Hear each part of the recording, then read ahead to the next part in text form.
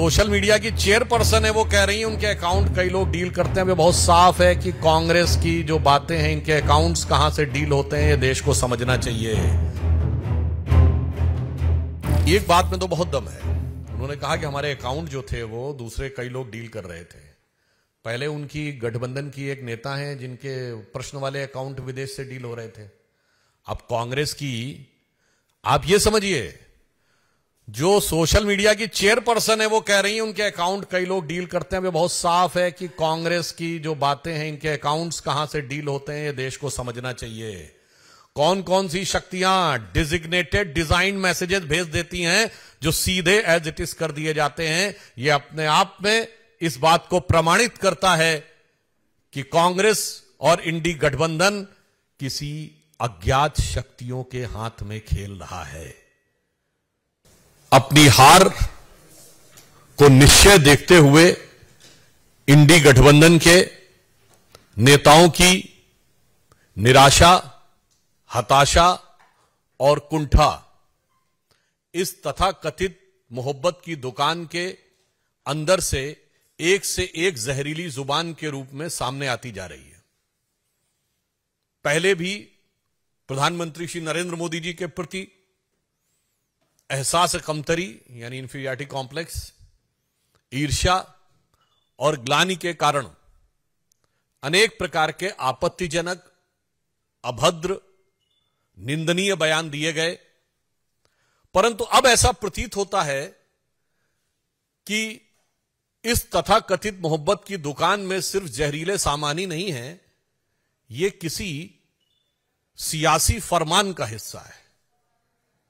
मतलब there is a possibility of a political dictate which is been given from the top to carry on giving these type of dastardly statements,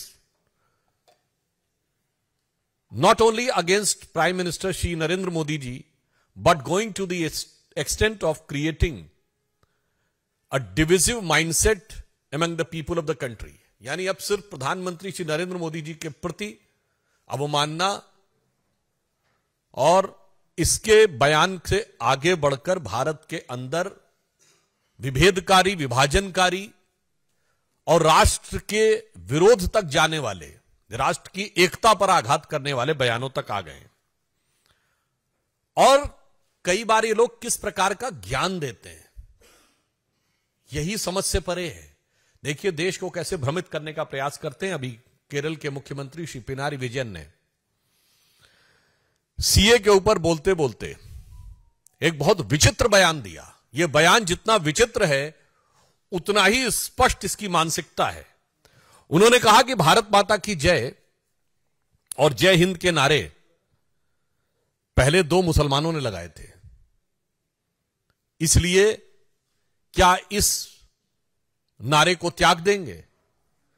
पहली विभाजनकारी मानसिकता यही है कि यह भारत माता की जय और जय हिंद के नारे एक भारतीय ने लगाए, यह नहीं दिखाई पड़ता है, उसमें हिंदू और मुसलमान दिखाई पड़ता है।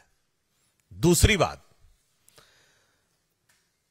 उन्हें यह भी नहीं पता है कि जिसका उल्लेख वो कर रहे थे वो दीवान अजीमुल्ला खां, नाना साहब पेशवा बाजीराव द्वितीय के दीवान थे, उस पेशवाई साम्राज्य के जिसे भारत के इतिहास में हिंदू पद पातशाही कहा जाता है।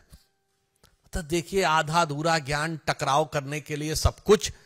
तो मैं इंडी गठबंधन और कम्युनिस्ट पार्टी और श्री पिनारी विजयन के ज्ञान में और अभिवृद्धि करते हुए बता देना चाहता हूं कि वंदे मातरम जो आनंद मठ में लिखा गया, उसका सबसे पहले राजनीतिक मंच के ऊपर जो गायन हुआ वो 1895 में कांग्रेस के कलकत्ता सेशन में हुआ और जिसकी अध्यक्षता रहमतुल्लाह अहमद सयानी ने की थी। यही तो मैं कहना चाहता हूं, ये सब भारत की एकता के प्रतीक थे, मगर सियासत के मकड़ जाल में इन लोगों ने इन चीजों को इस रूप में प्रस्तुत कर दिया कि भारत की एकता के प्रतीक उद्घोषों को सांप्रदायिकता का प्रतीक बनाने का प्रयास किया। और जो चाल 100 साल पहले थी वो आज 100 साल बाद भी वही फितरत है।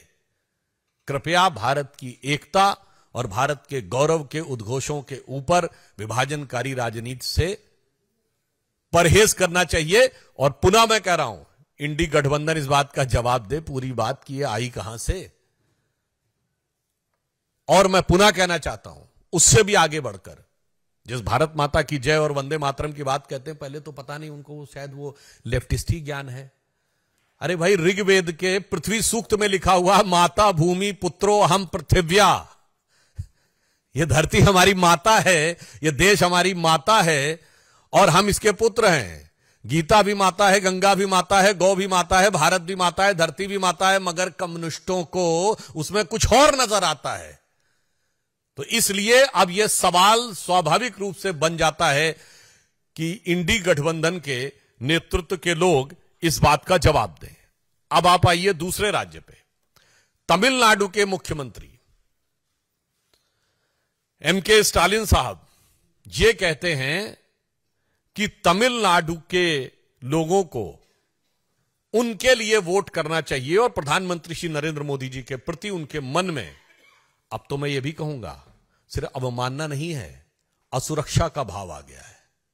I want to make it very clear that now the statement of Sri M.K. Stalin, who is trying to portray that Sri Narendra Modi ji is not working to the interest of Tamil Nadu people, is derived not only from the motive of having disrespect towards Prime Minister, but rather than it signifies a sense of insecurity in him.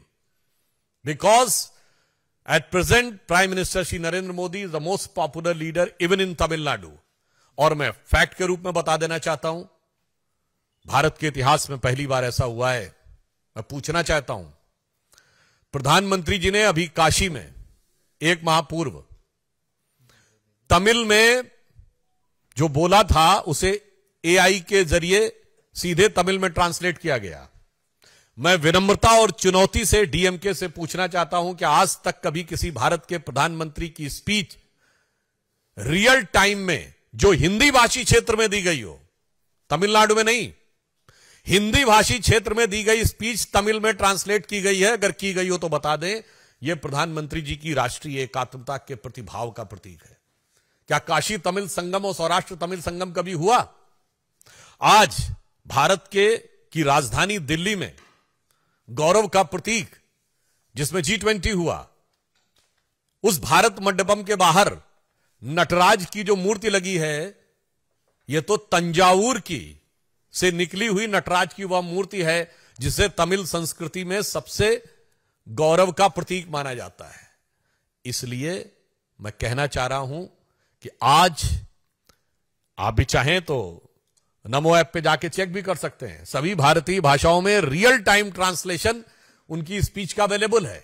भारतीय भाषाओं के प्रति जो सम्मान और उनके विकास के लिए जो कार्य प्रधानमंत्री मोदी जी ने किया है, शायद ये इन नेताओं के मन में असुरक्षा का भाव उत्पन्न करता जा रहा है। और हम ये भी पूछना चाहते हैं, आज तो आप उस कांग्रेस के साथ हैं जिसने एक नहीं अनेक बार तमिलनाडु में सरकार बर्खास्त की। श्री एमके स्टालिन कृपया बताएं कि 1998 में अटल जी की सरकार आने से पहले डीएमके की कौन सी सरकार अपना कार्यकाल पूरा कर पाई थी? कांग्रेस ने तमिलनाडु में कभी विपक्ष की सरकारों को कार्यकाल नहीं पूरा करने दिया।